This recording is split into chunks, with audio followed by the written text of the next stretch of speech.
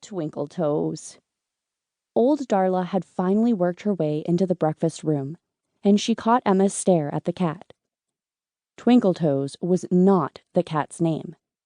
Twinkle Toes was a dumb name. Emma said succinctly, "The cat doesn't have a name." "Just don't have her come to your room," Darla sing-songed, turning away. Emma would have responded, but old Darla didn't hear well. Instead, Emma glanced one more time at the cat, who was meandering away. The cat sometimes sneaked into residents' rooms and curled into bed with them. Sometimes those residents died in their sleep. Emma had seated herself at a table several over from where old Darla was settling into a chair with a heavy sigh. She was the youngest member of Ridgepoint by far, and had become a resident the year before. Often Emma ate alone, which she didn't mind at all. But today, Jewel Caldwell hurried in and plopped herself down across from her. "Sarah Throckmorton is a gossip, pure and simple," Jewel said in a lowered voice, looking over her shoulder as Mrs. Throckmorton walked in. Mrs. Throckmorton had steel-gray hair, a faint hunch on her back, and a slightly confused look on her face. Her brow cleared as she spied old Darla, and she lurched over to her table. "Don't tell Sarah anything if you don't want it spread around everywhere," Jewel went on, waving her arm to include the whole room as Emma gazed around at the mostly empty tables. A lot of people preferred to eat in their rooms. Mrs. Throckmorton was leaning close to old Darla and talking loudly about the menu. "You gossip, too," said Emma. Jewel looked affronted and shook her head.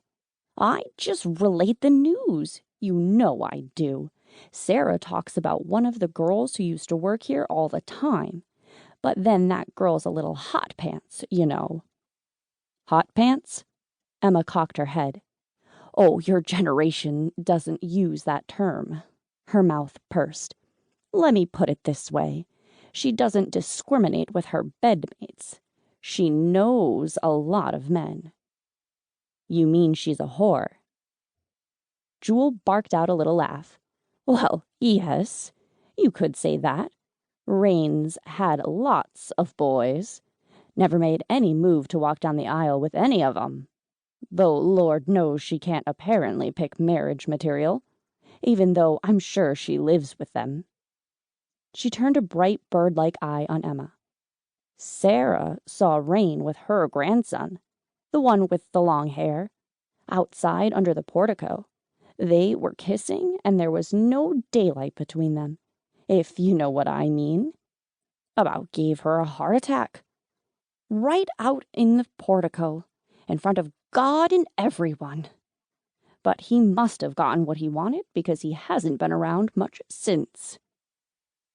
"The boy with the long hair is Mrs. Throckmorton's grandson?" "Yes, ma'am." "But Rain's gone, too. She's been gone a while." "Well, obviously this was before she was told to leave," said Jewel with a sniff.